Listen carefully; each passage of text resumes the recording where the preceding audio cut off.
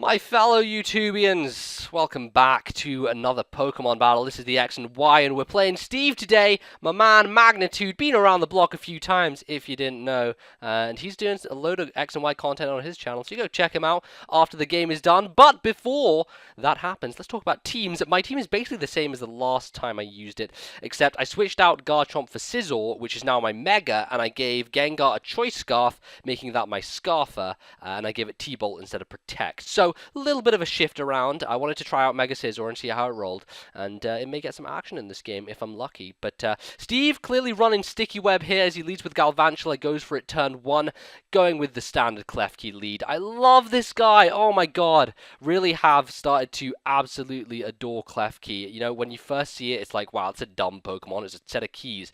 But competitively speaking, guys, I really like it. I really like what it's doing for me, and I'm happy to have it as my main lead and part of my team. So get up 2 layers, which is fantastic. He gets the Sticky Web off, which isn't actually a huge deal for my team, seeing as I have a Scarf Gengar, which is a Levitator, so it doesn't get affected. And then the other stuff on my team is kind of slow anyway, so it doesn't make a difference. Scizor obviously relies mainly on priority, so that doesn't require speed, and it's all good. So I decide to switch out after he goes for the first T-Bolt. Klefki didn't take it super well, so the best thing to go to is, of course, my Trevenant. Take these electric hits. Bug moves I won't be able to take as well. They are neutral because of the ghost typing, but I don't know. It's still pretty powerful from Galvantula. It has decent special attacks, so he goes for the Electro Ball, which actually does a huge amount, more than I was expecting anyway. I guess that is the speed differential when you get Sticky Web, plus I'm Relaxed Nature, so I'm actually slower than you usually would be running a Trevenant, and yeah, kind of lends to his favor with Electro Ball. But get off the Will-O-Wisp, and then Protect on the next turn to see what he's going to go for. I believe he's Bug Buzzing here, and then I think this turn, I believe he's going to switch again, because I didn't see, like, what was the point in him staying in with Galvantula, but he ends up just doing that and going for Bug Buzzes, which is fine, you know, it's perfectly okay. I don't know. I was over predicting quite a bit. I was thinking, you know, he wants to save this Galvantula for something later on, because Galvantula is quick, and the burn doesn't really affect it too much, because, of course, it's specially based, so I don't know. It was just kind of my thought process that he was going to switch out. I decided to go for the Leech Seed, because if he does switch out, it'll still work, and if he doesn't, hey, I get HP back from him, and I can Protect on the next turn and get more HP. But this turn, I thought he was going to predict my Protect, and so instead of going for the Protect as I should have done, I just let myself die to a Bug Buzz, which was kind of stupid. And I should have realized, as soon as he was staying in and not switching at all, that Steve literally just wanted to sack this Galvantula and didn't care about it. But I lose my Trevenant for over-predicting quite a lot, which is rather unfortunate, but I should be okay without it. I do have Vaporeon and Klefki left, so should be okay. Go for the Shadow Ball with my Mega Gengar. No, it's not my Mega Gengar. What am I saying? I say that because I'm pretty sure he predicted me to go Mega and went into his Aegislash to take a Sludge Bomb. Unfortunately, he gets hit straight with the Shadow Ball on the switch in and almost takes him out. Not quite, but very close to the crux there. Go into my Klefki here because I know that no matter what, I'll be able to live at least one hit. If he goes for the Swords Dance, maybe I'll be able to live another, depending on my HP and stuff. But I could at least paralyze. I could at least go for the Thunder Wave and try and get some power hacks going.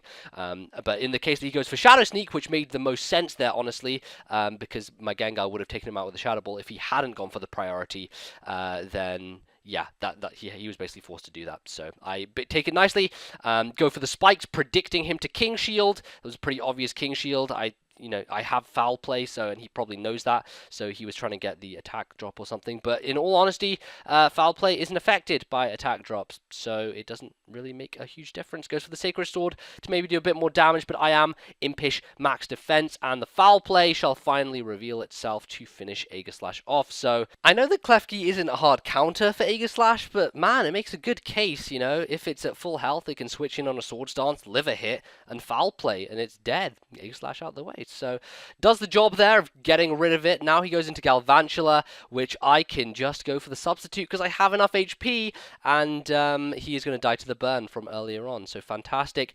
Klefki is still around, and I still want to keep it because it's always useful for that priority thunder wave, guys. You know, I was sacking Klefki quite a lot in my starting games, my first few games, but I've been seeing more and more that I can just keep it around, and it actually resists a lot and has the ability to go for T-wave on certain things, so it's really good, and you shouldn't kind of waste it, I feel, as a suicide lead. I think it's worth keeping on the team for later use in games. So go for the T-Wave on the Malamar. I get unfortunate in the fact that he's actually running a Lumberry and basically negates the entire point of my T-Wave there, which is unfortunate.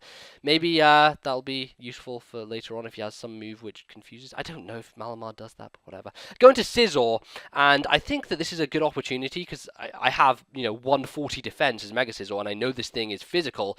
Good opportunity to Swords Dance is what I think. However, he turns out to have Hypnosis, which, if it had ended up hitting there, would have definitely changed the game quite significantly. I don't know how it would have played out because you can theory him on to the end of time, but it definitely would have been a much closer game because as it stands, I'm able to get up the +2, and now Scizor is a walking death machine. Unfortunately, because of the sticky web drop, he's actually going to end up being faster than me with his Trevenant and get off the Will-O-Wisp, but ladies and gentlemen, I am carrying Thief on Scizor. If you didn't know, Thief, base 60 power move, gets boosted by Technician, and Dark move is really essential to have when Aegislash is running around, so that clean kills the Trevenant even though I'm burned, which is pretty impressive, and obviously his Pinsir is going to be the Mega, take some spikes damage on entry, and I'm just going to go for the Bullet Punch here because I'm pretty sure I'm going to end up dying to a Thrash. He has the ability Aerialate, which turns all normal moves into flying type moves, meaning that Thrash becomes a flying type Outrage essentially, and is super, super powerful, holy shit, but I do have 140 base defense, ladies and gentlemen, so I actually live it and live the burn, allowing me to go for a second Bullet Punch to finish Pinsir off, which, you know, taking that thing out is definitely helpful. I do have Scarf Gengar, however, so I could have T-bolted, brought that thing in and T-bolted and it would have finished the thing off.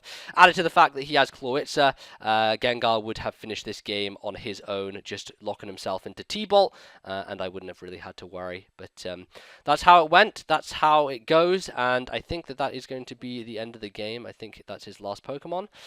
So that was the game. I hope you guys enjoyed this one. Sorry to Steve for the Hypnosis miss, but he has now learned his lesson, and he is not using Hypnosis anymore on his Malamar. He has realized it is far too much of a liability, and I would tend to agree with him there, especially.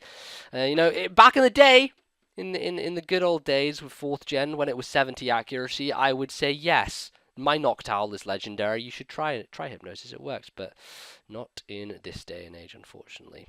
Anyway, go check out Steve. He's doing a bunch of content, loads of X and Y battles, pumping them out every day, just as I hope to do so myself. So you go check him out. You leave a like on this video if you liked it. That's generally how it works. Show your appreciation. That would be really nice. And leave a comment on your opinions and all those kind of things. Until next time with another battle. That's me out. I'll see you then. Goodbye.